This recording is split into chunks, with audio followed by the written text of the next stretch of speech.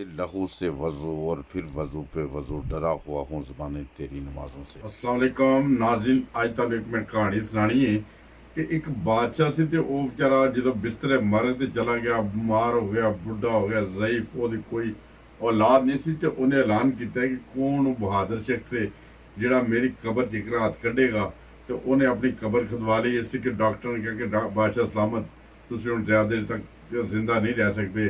सारे डॉक्टर जवाब देता, हकीमा जवाब देता है। तो उन्हें अपनी कबर खुदवा ली। उन्हें सोचा कि पता नहीं मेरे मरण तो बाद मेरे नाल की सलूक होएगा, यह हुण रब जाने। उन्हें अच्छे काम भी किए दुनिया के भैड़े भी किए। तो उन्हें इस का अंदाजा लाने लई कि कबर के कहते रब हिसाब लैंदा है। उन्हें ऐलान करवाया कौन बहादुर शख्स है जिहड़ा मेरी कबर दे विच एक रात कढ देवे। जिहड़ा एक रात मेरी कबर च कढ जाएगा, मैं सारा मालो दौलत जो भी बादशाहत उन्होंने दे दांगा, उन्होंने ताजपोशी उसकी करा दांगा। तो कोई आ जाए जवान जो बहादुर, कोई हिम्मत नहीं करता कि कबर च जाके सोवे, वो बादशाह जाके लेटे। एक कमियार होंदा सोचता यार मेरा प्यो भी गरीब थी, दादा भी गरीब थी, दादा मरिया, प्यो नूं खोता लभ गया, हुण प्यो तो बाद मैनू खोता लभ जाएगा, मेरे बाद मेरे बच्चों बस सारी उम्र खोते ही तो उत्ते मिट्टी ढोंदे रहांगे, इट्टां ही ढोंदे रहांगे। तो क्यों ना मैं कुर्बानी दे रहा, एक रात मैं कबर च कढ देना। वो जो कमियार सी उन्हें क्या बहादुर बनया ने क्या बादशाह सलामत, मैं इस काम लिए तैयार हाँ। और जो तैयार हो गया, बादशाह ने ऐलान करता है यह मेरी कबर च एक रात रहेगा, यह जो एक रात रहेगा तो यदी ताजपोशी होएगी, आइंदा तुहाडा बादशाह यह होएगा कमियार।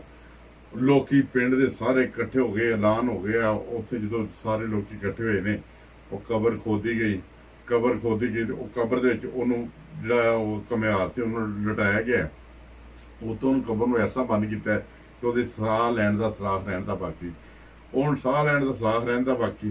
कबर बंद हो गई, लोग अपने घरों घर चल गए ने। कमियार साहब वो कबर दे हुण उत्थे कबर च जो लेटा तो फरिश्ते आ गए रब के, कहते आ बई जवाना तू इतने कबर च आ गया, तो हिसाब दे कदा हिसाब मैं तो उन्हें कहा कि वो जो तेरे को है हिसाब, तो कहना मेरे को तो खोता ही है। उन्हें कहा खोते के हिसाब दे।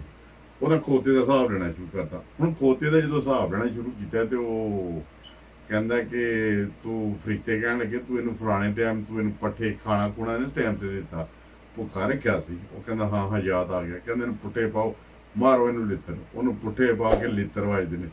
फिर कहते हाँ जी हुण दस इनू तू फलाने टाइम पानी नहीं सी पिया टाइम सिर, इनू प्यासा ही वाही जाता सी। वो कहता हाँ याद आ गया। कहते याद आ गया तो फिर पाओ पुट्ठे लम्मा, फिर लित्तर, फिर लित्तर। फिर उन्होंने कदी कहण कि तू ए बीमार सी है तो तू उस दिन कोई कम करांदा रहा। कहता हाँ याद आ गया। कहते फिर लित्तर। फिर उन्हें कहा कि फलां टाइम तू इन्हें वजन ज़्यादा लद्या सी, याद है तेनों? हाँ याद है। फिर लित्तर। फिर गर्मी तू इन्हें वांदा सी, तेन पानी नहीं सी पिया हैगा है ना, तो या पानी घट पिया, फिर लित्तर। वो इत्थों तक लित्तर वजदे वजदे वजदे वजदे सुबह हो गई। तो लोग कबर खोदन लगे ने। कबर जो खोदी है तो लोगों क्या सारे इकट्ठे हो गए। उन्हें क्या बादशाह सलामत ने हुण ताजपोशी होनी है। वो बड़ा बहादुर है वो जो की नाम सी कमियार।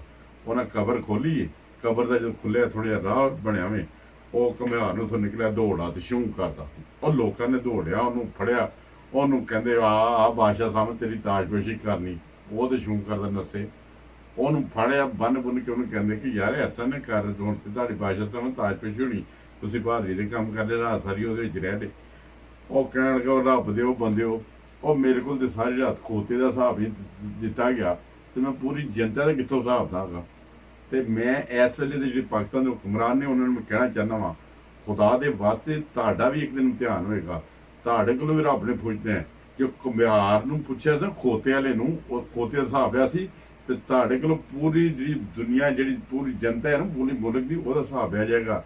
ए पिछले चंद दिनों के विच दो ऐसे वाक़यात हुए ने जिहदे विच अहमदियां नूं गोलियां मार के एक लाला मूसा दे एक नौजवान नूं अहमदी 50 सालां नूं उन्हें छली किया गया, तो दूसरे नूं पेशावर दे नूं उन्होंने गोलियां मार के हलाक कर दिया गया। यह सूरत हाल है। तो मेरी दरखास्त है इस टाइम मौजूदा हुकूमत नूं, खान साहब नूं दरखास्त है, खुदा दे लई जिन्ने पाकिस्तानी ने, चाहे कोई हिंदू है, सिख है, मुसलमान है, जिन्हों जो मर्जी तू समझते हो, मुसलमान समझते हो नहीं समझते, इंसान ने, तो इंसान नूं जजा सज़ा जिहड़ी है ना वो रब ने देनी है, ना कि तुसीं इत्थे बंदे फड़ के देनी शुरू कर दो।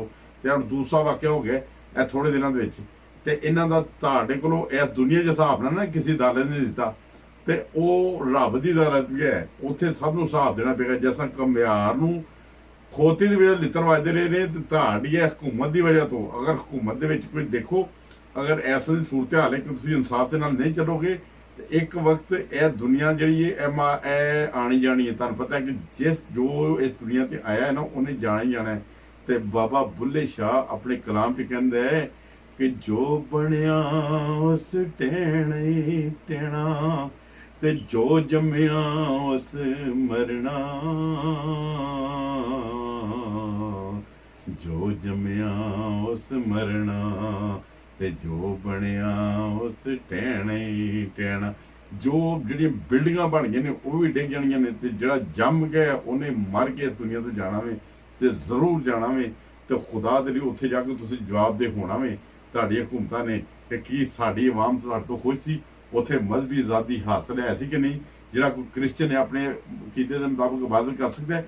ਪਿਛਲੇ ਦਿਨਾਂ 'ਚ ਇੱਕ ਕ੍ਰਿਸਚਨ ਨੂੰ ਸਿਰਫ ਇਸ ਵਜ੍ਹਾ ਤੋਂ ਗੋਲੀਆਂ ਮਾਰ ਕੇ ਉਹਨੂੰ ਵਿਚਾਰੇ ਨੂੰ ਹਲਾਕ ਕਰ ਦਿੱਤਾ ਹੈ ਕਿ ਉਹਨੇ ਮੁਸਲਮਾਨਾਂ ਦੇ ਇਲਾਕੇ ਦੇ ਵਿੱਚ ਮਕਾਨ ਲੈ ਲਿਆ ਸੀ। ਖੁਦਾ ਦਾ ਇੰਜ ਦੇ ਕੰਮ ਨਾ ਕਰੋ।